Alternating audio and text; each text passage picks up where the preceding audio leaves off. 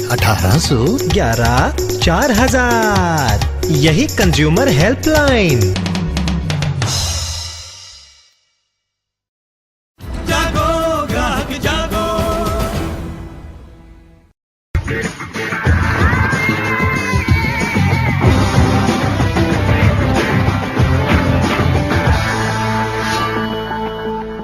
महंगाई का महा अटैक। हर बार जब महंगाई के संदर्भ में कोई बात सरकार की तरफ से होती है तो बीइंग अ मीडिया हाउस हम लोग ये सोच रहे होते हैं कि इस बार इसको किस तरीके से लोगों का सरोकार ध्यान रखते हुए किस तरीके से आपके सामने रखें।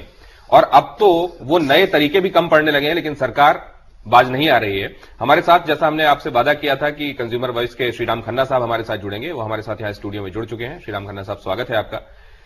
लोगों को समझ में नहीं आ रहा है, विरोधी दलों को समझ में नहीं आ रहा है, यहां तक कि अर्थशास्त्री भी कह रहे हैं कि सरकार ये क्या कर रही है, लेकिन सरकार ये करने पर आमादा क्यों है? खन्ना साहब, देखिए, एक कहावत है, चूहे की नानी कब तक खैर मनाएगी। ये जो डीजल और पेट्रोल और गैस की कहानी है, ये पिछले 3-4 साल में हर हफ्ते किसी न किसी रूप में टेलीविजन चैनल्स पे और मैगजीन्स और डेली न्यूज़पेपर्स में छपी है। आम हिंदुस्तानी को यह पता है कि जो भी तेल हमारे यहां इस्तेमाल होता है उसका ज्यादा हिस्सा हम इंपोर्ट करते हैं और इंपोर्टेड तेल को प्रोसेस करके और फिर उसको डीजल, केरोसिन और पेट्रोल में परिवर्तित करके बेचते हैं। तो जो लागत आपकी तेल खरीदने में है उसका दाम यदि आपके कंट्रोल में नहीं है तो आपको जो बाजार मांगता है रेट वो देना पड़ता है। अगर आपको तेल चाहिए, नहीं चाहिए तो ना लो। तो वो आप अगर बढ़ते हुए दाम पे तेल इंपोर्ट करते हैं और उसको प्रोसेस करते हैं तो जो ऑयल कंपनीज जो आपकी अर्थव्यवस्था को बनाए हुए हैं, यदि उनकी कॉस्ट नहीं निकलेगी तो वो बैठ जाएंगी। और उसका उदाहरण मैं देता हूं कि जो प्राइवेट कंपनीज हैं जो पेट्रोलियम सेक्टर में, उन्होंने पेट्रोल पंप खोले हैं कुछ स्टेट्स में। आप पता है वहां क्या बिक रहा है? वहां आम और सब्जी बिक रही है, पेट्रोल नहीं बिक रहा है। क्यों नहीं बिक रहा है? क्योंकि वो कहते हैं कि हमारे को नुकसान होता है, हम बेचेंगे नहीं। मतलब आप ये कह रहे हैं? मैं कह रहा हूं कि अगर इन कंपनियों का भी वही हाल हुआ जो प्राइवेट कंपनीज का हुआ, तो हमारे को तो जो आज तेल के पैसे देने पड़ रहे हैं, कई गुना देने पड़ जाएंगे। लॉजिकल है। हाँ। ये जो सरकार कर रही है लॉजिकल है। मुझे दुख बड़ा हो रहा है। एक चीज आप देखिए, मुझे दुख बड़ा हो रहा है क्योंकि एज ए कंज्यूमर मेरे पे भार पड़ रहा है। परंतु आज मारुति ने 20,000 रुपए दाम बढ़ाया, किसी ने चू नहीं की, उसको तकलीफ नहीं, उसमें तकलीफ नहीं हो रही है किसी को।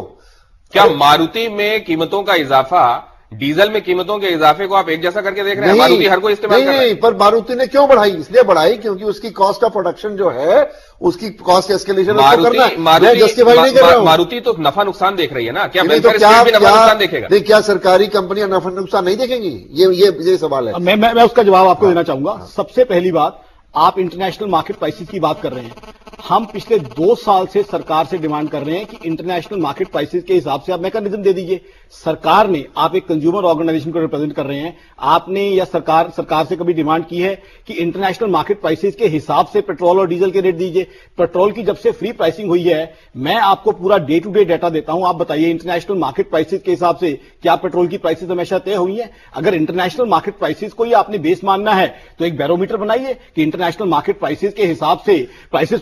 प्लीज उसके अलावा रूपी डॉलर इक्वेशन सरकार उसको कोट करती आई है, रूपी डॉलर इक्वेशन इंपैक्ट डालती है। मैं तो कहता हूं हमें एक मैकेनिज्म दे दीजिए, फॉर्मूला दे दीजिए। एक मिनट, इंटरनेशनल मार्केट प्राइसेस को कितना आपने इंपॉर्टेंस देनी है, रूपी डॉलर इक्वेशन को कितना आपने इंपॉर्टेंस देनी है, कोई अगर और फैक्टर है उनको आपने कितना इंपॉर्टेंस देनी है, फिर तो आप मार्केट प्राइसिंग। मुझे माफ कीजिए, मैं नहीं जानता आप किसकी तरफ से बोल रहे हैं। जी, मैं एक इंडिपेंडेंट इकोनॉमिस्ट हूं, मैं किसी की तरफ से नहीं बोल रहा। तो ये बताइए, देश की तरफ से बताइए कि हिंदुस्तान में गवर्नेंस करने वाली पॉलिटिकल पार्टीज के किसी मैनिफेस्टो में लिखा है कि हम एक इक्वेशन बनाएंगे जिससे प्राइसिंग ट्रांसपेरेंट हो? विरोध पक्ष में या रूलिंग पार्टी में जो कोई नहीं कह रहा, वो आप कह रहे हैं, आप दे दीजिए। इसीलिए कह रहे हैं क्योंकि विपक्षी दल नहीं है ना, वो इसीलिए कह रहे हैं क्योंकि भारतीय जनता पार्टी नहीं। आरोप दरअसल विजय जौहरी साहब पे है कि आपके पास कोई ऑल्टरनेटिव, कोई पॉलिसी नहीं है। आप अगर ये बता पाएं कि इस तरीके से हम पारदर्शी तरीके से बढ़ा सकते हैं कीमतें, तो समझ में आएगा कि ये विरोध एक जायज विरोध है जिसमें एक विकल्प भी मौजूद है।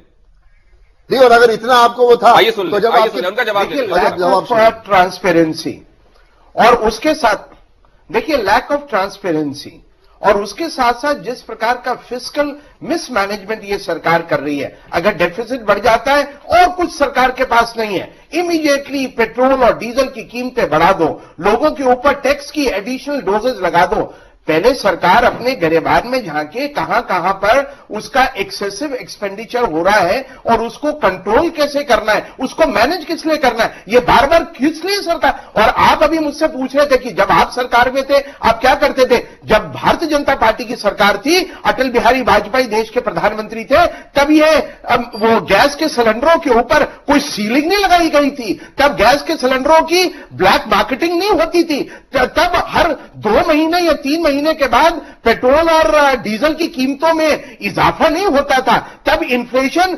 12 से ज्यादा के आंकड़े के छू नहीं रही थी। इसलिए मेरा यह मानना है कि यह सरकार अपने फिस्कल डेफिसिट को कंट्रोल में करने के लिए जो फजूल खर्ची कर रही है, उस फजूल खर्ची के ऊपर कहीं रोक लगाएगी। I am not an economist but certainly I being a politician reserve my right की आम आदमी श्रीराम खन्ना भी कुछ कहना चाह रहे हैं। एक ब्रेक के लिए रुकेंगे जॉली साहब, कम दामों के ऊपर रेगुलेटेड। आपकी इजाजत से एक ब्रेक लेता हूं। जॉली साहब आपके पास लौटेंगे और इससे पहले लगता है कि श्रीराम खन्ना साहब को इस पैनल के बारे में अभी मालूम नहीं था, इसलिए शायद पूछ बैठे आकाश जी से कि आप किसको रिप्रेजेंट कर रहे हैं। आकाश जिंदाल अर्थशास्त्री हैं, हमारे साथ विजय जॉली साहब जुड़े हुए हैं, भारतीय जनता पार्टी को रिप्रेजेंट कर रहे हैं। राम आश्रय कुशवाहा साहब समाजवादी पार्टी के हमारे साथ चर्चा में जुड़े हुए हैं। एक ब्रेक के लिए रुकेंगे, हाजिर होंगे।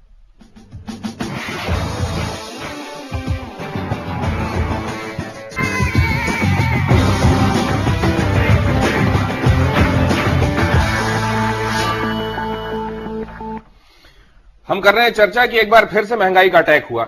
इस बार हम इसको महा अटैक मान रहे हैं, लेकिन क्या अब यहां पर बात थम जाएगी, रुक जाएगी? लगता नहीं, क्योंकि अगर डीजल को मार्केट के हवाले कर दिया गया तो क्योंकि ट्रांसपोर्टेशन का बड़ा हिस्सा डीजल के ही हवाले है और क्योंकि उसी से तमाम वो चीजें जिनको हम और आप इस्तेमाल करते हैं ढोकर एक जगह से दूसरी जगह ले जाई जाती हैं, तो फर्ज कीजिए कि अगर अभी आप महंगाई से परेशान हैं तो आने वाले दिनों में क्या हाल होने वाला है। सरकार कह रही है इसके अलावा कोई विकल्प नहीं है। एक राहत की बात यह है कि 6 कैपिंग को अब बढ़ाकर 9 कर दिया गया है, लेकिन अगर यही करना था तो पहले खून क्यों जलाया, पहले ही क्यों नहीं कर दिया? अचानक ऐसा क्या हो गया कि अब आपको लग रहा है कि 9 भी फीजिबल है? ये सिलेंडर के मामले में आकाश क्या हुआ, ये 9 अचानक अब फीजिबल कैसे नजर आने लगा? देखिए, अगेन इश्यू यही आ जाता है, सिलेंडर्स का जब इश्यू शुरू में आया था उसी समय मैंने तमाम चैनल्स पे कहा था कम से कम 12 जो है सिलेंडर होने चाहिए, और अभी भी मेरा तो ये मानना है, आप कह रहे हैं 6 से 9 किया है, मेरे हिसाब से तो 9 से 12 होने चाहिए, बिकॉज कुकिंग गैस जो है बिल्कुल जो है सब्सिडाइज रेट पे मिलनी चाहिए। और subsidy is not a bad word, ये जो है कुछ लोगों ने, मैं खुद एक एलपीजी की बात कर रहे हैं या केरोसिन को बढ़ाने की बात हो रही है? जी बिल्कुल नहीं, देश की परिस्थिति देखनी है हमें आज की तारीख में जो है सिर्फ अमेरिका को नहीं देखना है, अमेरिका को ब्लाइंडली एप नहीं करना है। आज की तारीख में हिंदुस्तान की ग्राउंड रियलिटीज देखनी है, हमारी इकोनॉमी की अपनी ग्राउंड रियलिटीज हैं, उसके हिसाब से हमें अपने आप को देखना है। 40 से 80 करोड़ लोग अलग अलग स्टडीज के हिसाब से बीपीएल है, बिलो पॉवर्टी लाइन है। उन लोगों को नुकसान पहुंचा के, किसी तरह की एक मार्केट को फायदा पहुंचा के कहां हम जाएंगे? मेरे हिसाब से मार्केट को फायदा भी नहीं पहुंचेगा, बिकॉज डेफिसिट, मैं उसी चीज पे पूरी डिस्कशन करने को तैयार हूं, पूरा आर्गुमेंट करने को तैयार हूं। डेफिसिट इससे कैसे कम होगा? आप खुद बताइए मुझे। डेफिसिट जब इन्फ्लेशन बढ़ेगा, when inflation increases, inflation directly its into GDP growth. If GDP growth is reduce, deficit has to increase. तो ये अर्थशास्त्र जो है एटलीस्ट मेरी समझ से बाहर है कि इससे हम डेफिसिट को रिड्यूस कर लेंगे। ठीक है, ऑयल मार्केटिंग कंपनीज को कुछ हद तक रिलीफ मिल सकता है, बट ऑयल मार्केटिंग कंपनीज और आम आदमी के बीच में अगर किसी का चुनाव करना है तो मेरे हिसाब से सरकार की सिंपैथी आज की तारीख में आम आदमी की तरफ होनी चाहिए, क्योंकि आम आदमी कई तरह के बोझ से दबा हुआ है और एक वेलफेयर स्टेट है, ये हमें नहीं भूलना चाहिए। अगेन ये हमारा बेस है कि we are a welfare state. Common man needs to be given the priority. Common man को सेंटर में रख के सारा कुछ बनना चाहिए। मैं मार्केट का हिस्सा हूं, मार्केट को रिप्रेजेंट करता हूं, तभी ये बात कर रहा हूं। बीपीएल परिवारों की बात है, आप आर्ग्यू कर सकते हैं कि इनकी इकोनॉमिक सिचुएशन ऐसी है कि इनको सब्सिडीज की जरूरत है खाने पीने के और जीवन के एसेंशियल कामों के लिए, परंतु जब आप सब्सिडाइज करे हुए सिलेंडर इनकम टैक्स पेयर्स को और गाड़ियां चलाने वालों को देते हैं, वहां किसकी जस्टिफिकेशन है कि आप सब्सिडाइज गैस ऐसे लोगों को दे जो अफोर्ड करते हैं, एक दिन खाना खाते हैं होटल में तो 1000 रुपए खर्च देते हैं, उनको सब्सिडी की क्या जरूरत है? सवाल मेरा ये है। तो आम आदमियों के नाम पर आप प्रोस्परस लोगों को यदि वो सब्सिडी देंगे तो ये गलत है। उसका जवाब मैं देता हूं। उसके लिए हमने सरकार को फॉर्मूला दिया कि डीजल कार्स को जो आप टैक्स कीजिए, डीजल कार्स के ऊपर ग्रीन टैक्स आप इंपोज कीजिए, उसके लिए डीजल का ओवरऑल रेट बढ़ा देना। मैं उसी आप ही की बात का जवाब देता हूं। सिर्फ जो है क्योंकि कोई अमीर आदमी 12 लाख 15 लाख 18 लाख की गाड़ी खरीद रहा है और डीजल डलवा रहा है, तो उसके लिए हमारे किसान मित्र या बीपीएल मित्र को क्यों आप जो है इंपैक्ट कर रहे हैं? क्यों उसको ऊपर जो है नेगेटिवली आप इंपैक्ट डाल रहे हैं? आप ग्रीन टैक्स लगाइए डीजल की गाड़ियों के ऊपर, 50,000 से 1 लाख टैक्स लगाइए। में केवल 1% डीजल कंज्यूम होता है, इससे क्या कर लेंगे आप? इससे कोई फर्क पड़ेगा? अभी तो आप डीजल का फर्क नहीं पड़ेगा, अभी तो आप उसी को देश मांग के चल रहे हैं। अपनी बात को कॉन्ट्रडिक्ट कर रहे हैं, आप अपनी बात को कॉन्ट्रडिक्ट कर रहे हैं सर। अभी आप बात कर रहे थे तब तक कुशवाहा साहब के पास चले। कुशवाहा साहब, किसानों की हितैषी कहलाती है आपकी पार्टी, और अगर सिंचाई को और उनकी खेती को समृद्ध बनाना है तो उसमें डीजल का कितना बड़ा हाथ है ये भी आप जानते हैं। ऐसे में क्या आप सरकार के पास कोई सुझाव लेकर, कोई वैकल्पिक इंतजाम जो आप समझते हैं कि किया जा सकता है उसको लेकर जाएंगे, और आप समझते हैं कि आप उनसे अपनी बातें मनवा लेंगे?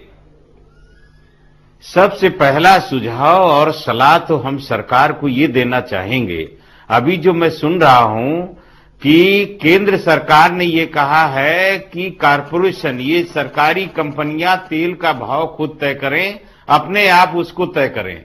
ये तो और भयानक स्थिति आएगी। जैसे प्राइवेट कंपनियों ने डीजल और पेट्रोल बेचना बंद कर दिया है, और ये सरकारी कंपनियां या तो मोनोपोली इनकी हो जाएगी, बहुत ज्यादा कीमत बढ़ा देंगे, जितना इनको नुकसान न हो स्वाभाविक रूप से है वो जरूर कीमत बढ़ा देंगे, तो जो हम लोग सोच भी नहीं सकते उतनी महंगाई हो सकती है। या फिर सरकारी कंपनियां यदि तेल की बिक्री बंद कर दिया तो इस देश में होगा क्या? ये बहुत दिक्कत का विषय है। तो हम ये चाहेंगे कि सरकार को ये करना चाहिए, अपने हाथ में इसको कंट्रोल में रखना चाहिए, और दूसरे मदों से इसको पूरा करना चाहिए, क्योंकि वेलफेयर करना है। वहां के बोर्ड ऑफ डायरेक्टर्स में सरकार के आदमी अपॉइंटेड जो उनके हैं वो बैठे हों, जब वो अपने लोगों को डिबेंचर्स दे रहे हो, लाभांश दे रहे हो और अंडर रिकवरी का रोना रो रहे हो, तो आपको लगता है कि जो दिखाया जा रहा है क्या स्थिति वैसी है? खन्ना साहब से भी इसका जवाब जानेंगे। जौहरी साहब भी कुछ कहना चाहते हैं एक ब्रेक के बाद।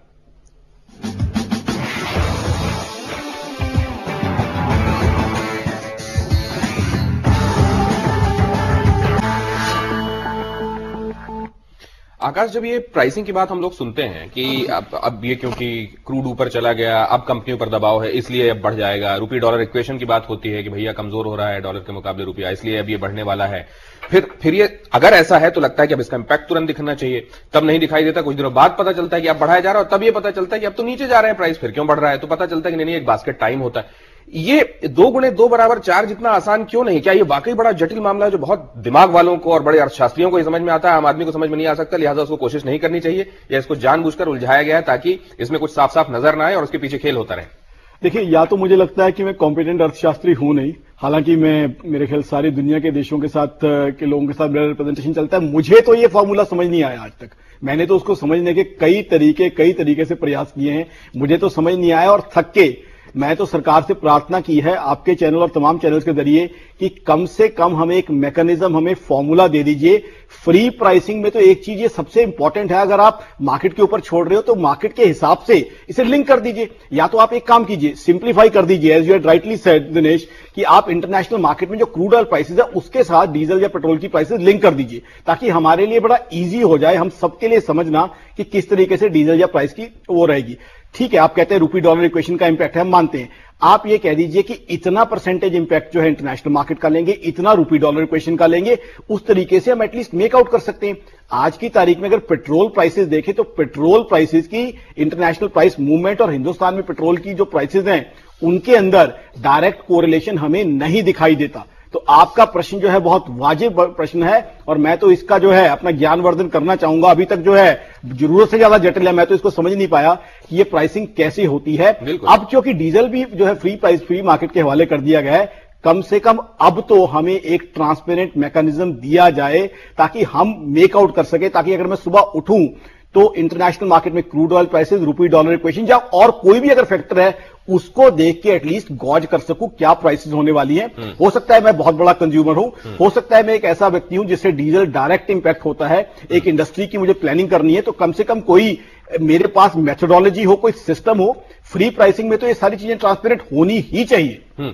देखिए, ये जो बात कह रहे हैं ये बिल्कुल सही बात है, और ये काम ऑयल कंपनीज का है कि ऑयल कंपनीज अपनी जो प्राइसिंग है, retail pricing for petroleum products, इसको ट्रांसपेरेंट करें, और हर समय जब ये बढ़ाती हैं एज ए सोशल ऑब्लिगेशन ये एक व्हाइट पेपर करें कि कौन कौन से फैक्टर्स किस रेफरेंस पीरियड की कॉस्ट वो ले रहे हैं, कितना उनका कंप्यूटेड लॉस है as compare to whatever method they are using, और उसको कितना, किसकी भरपाई करने के लिए कितना वो बढ़ा रहे हैं। बिल्कुल। और over the period of time इसको कंपेयर किया जाए कि भाई वो, क्योंकि ये जो व्हाइट पेपर है ये अकाउंट्स के ऊपर बेस्ड होगा और इनकी बैलेंस शीट्स का एक इंटीग्रल पार्ट होना चाहिए, जो इनके चार्टर्ड अकाउंटेंट उसको ऑडिट करे और बताएं कि ये सही फिगर्स है या नहीं।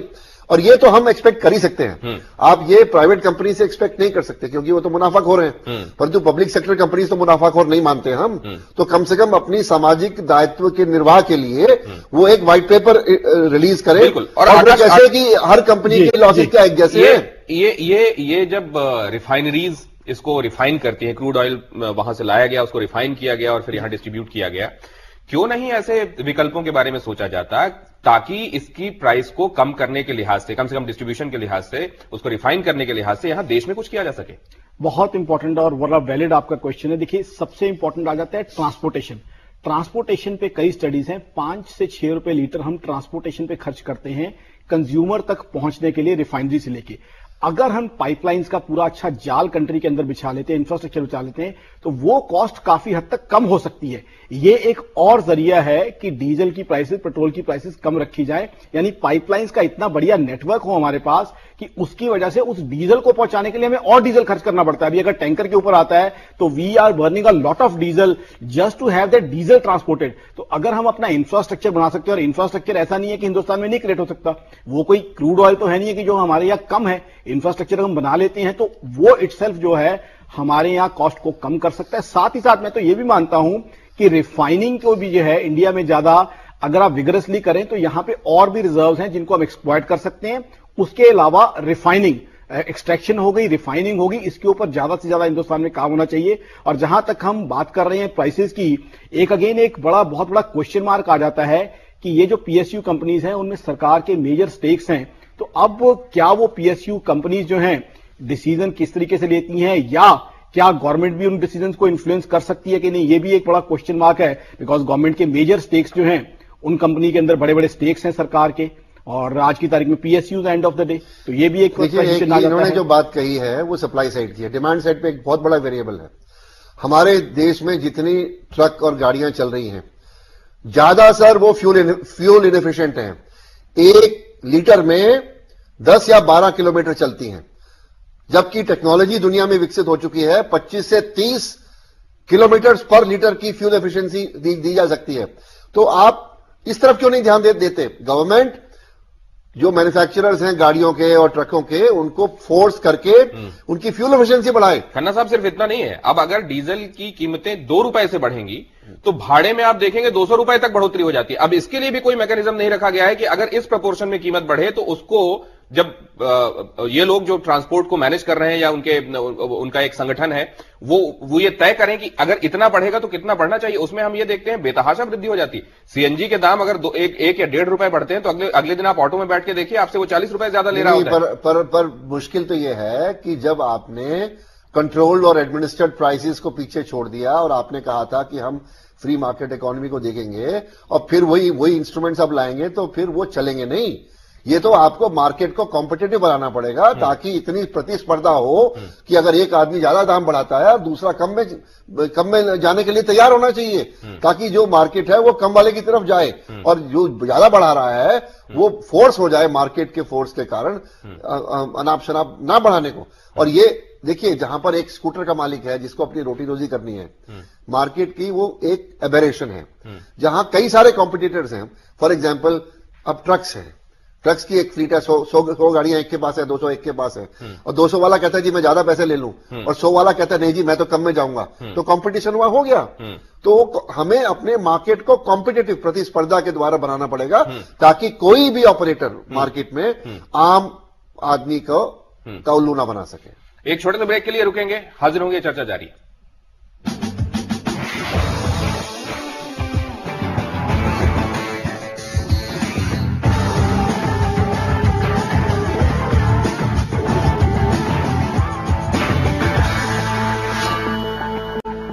खन्ना साहब, आप तो कंज्यूमर वॉइस देख रहे हैं, क्या यहां पे कंज्यूमर की ऐसी वॉइसेस आप तक पहुंच रही है जिसमें आपको तकलीफ नजर आती है फ्यूल के दाम बढ़ने पे?